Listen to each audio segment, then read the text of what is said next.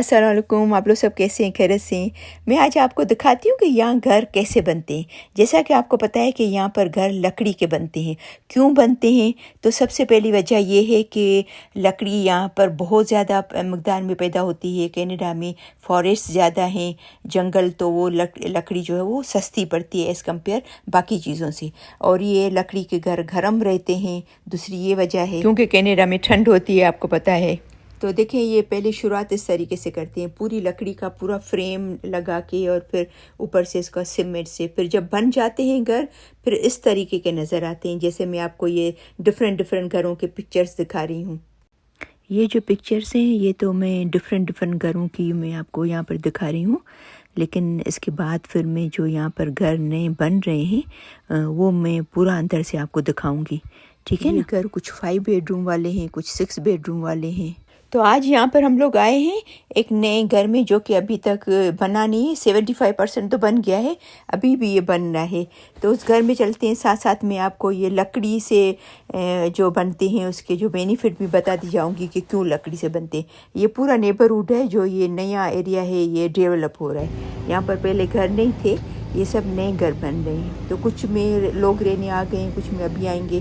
तो ये हम लोग अंदर दाखिल हो रहे हैं अभी इस घर से। और लकड़ी से घर बनने का ये भी फ़ायदा है कि ये लाइट वेट होते हैं, हल्के वज़न वाले लकड़ी हल्की होती है वज़न में, तो वो इजी भी बन जाती है और फास्ट भी बनती है बनिस्बत बाकी जो दूसरा मटेरियल है। तो ये भी एक इसका फ़ायदा है।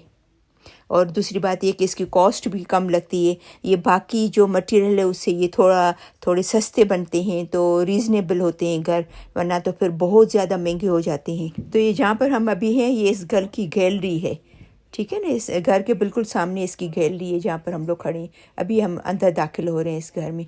तो सबसे पहले जैसे ही दाखिल होंगे तो सब घरों में ये क्लोजेट होता है, क्योंकि यहाँ ठंड होती है तो जैकेट वगैरह पहनते हैं। तो इस क्लोजेट में लोग शूज़ भी रखते हैं अंदर उतार के, फिर अंदर जाते हैं, ये देखें, और ये अंदर हैंग कर लेते हैं इसमें अपने जैकेट, और नीचे ज़मीन पे एक छोटा सा शूज़ रखने का, जूतों के रखने की ये जगह होती है यहाँ पर।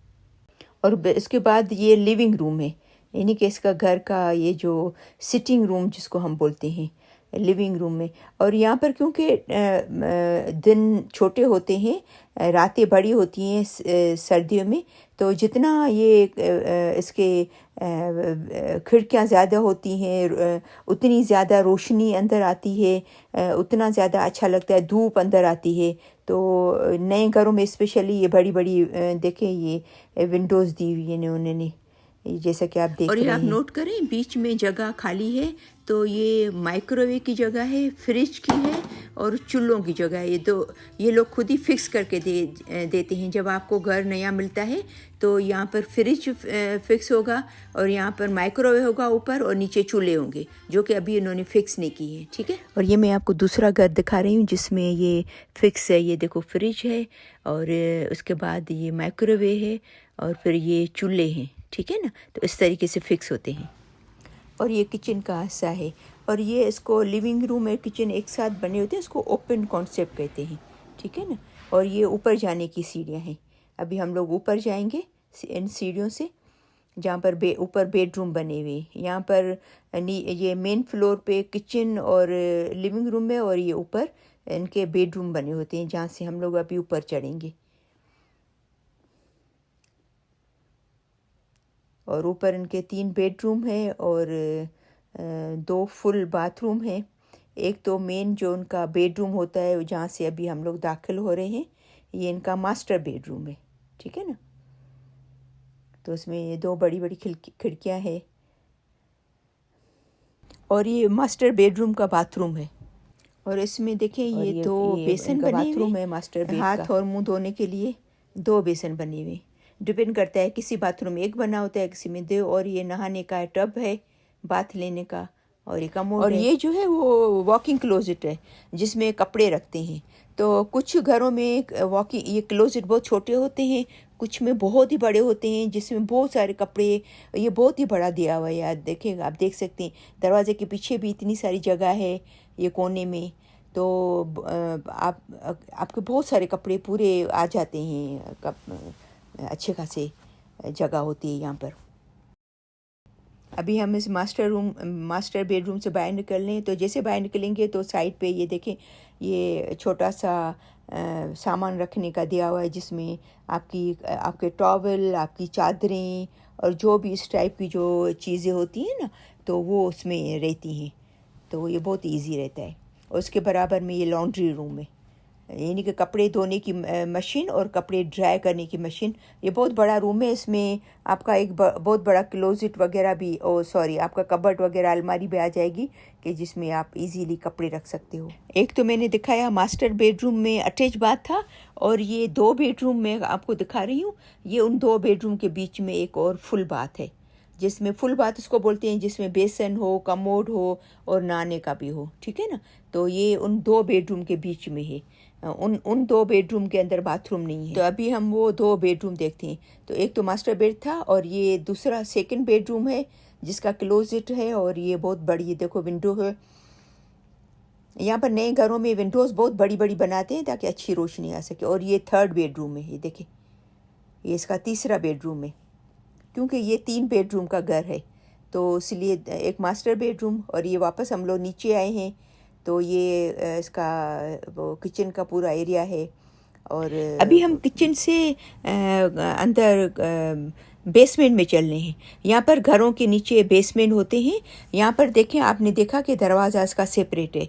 ये अगर आप कनाडा में रह रहे हो या आप प्लान कर रहे हो, तो आप कोशिश कीजिएगा कि ऐसा घर लें जिसके बेसमेंट में बाहर निकलने का दरवाज़ा हो, ताकि आप फ्यूचर में इसको रेंट भी दे सको। और आपका 1500-1600 रेंट आएगा, तो आप जब घर की मॉर्गेज भरेंगे तो वो रेंट जो है वो आपके मॉर्गेज भरने में बहुत आपको हेल्प मिलेगी। एक तरह से समझो कि वो आपकी एक्स्ट्रा इनकम हो जाएगी।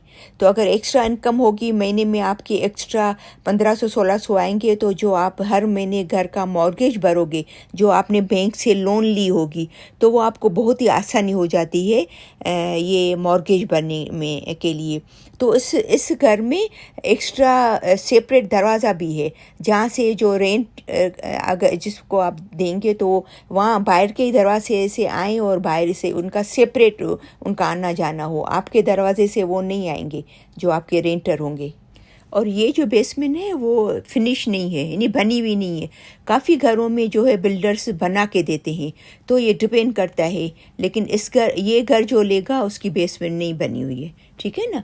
तो बेसमेंट बनी हुई भी आती है, और कुछ घरों की बेसमेंट नहीं भी बनी होती है, पर डिपेंड करता है उसकी घर की प्राइस कितनी है, ठीक है।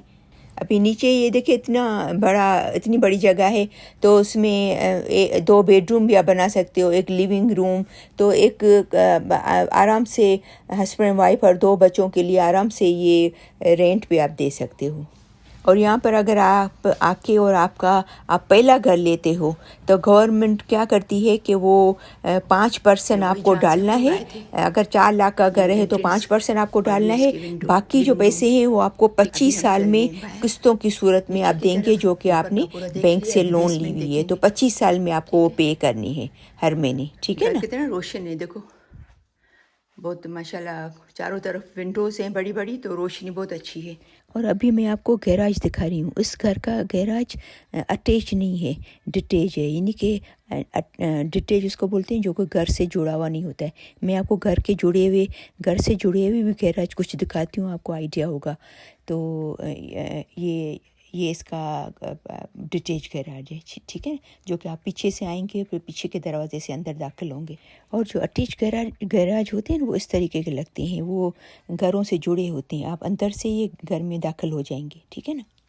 अभी इंशाल्लाह नेक्स्ट जो वीडियो मैं आपको दिखाऊंगी वो दिखाऊंगी जो शोरूम्स होते हैं, में फर्नीचर वगैरह पूरा होता है। ये तो मैंने पिक्चर्स डाली हैं, तो मैं रियल में आपको वो वीडियो दिखाऊंगी, तो आपको और भी समझ आएगा कि जब फर्नीचर आ जाता है घर में तो वो कैसा घर लगता है, ठीक है। तो मुझे उम्मीद है कि मेरी ये वीडियो आपको ज़रूर पसंद आई होगी। उसको प्लीज़ ज़रूर लाइक कीजिएगा, शेयर कीजिएगा। तो फिर इंशाल्लाह मिलते हैं दूसरी वीडियो में।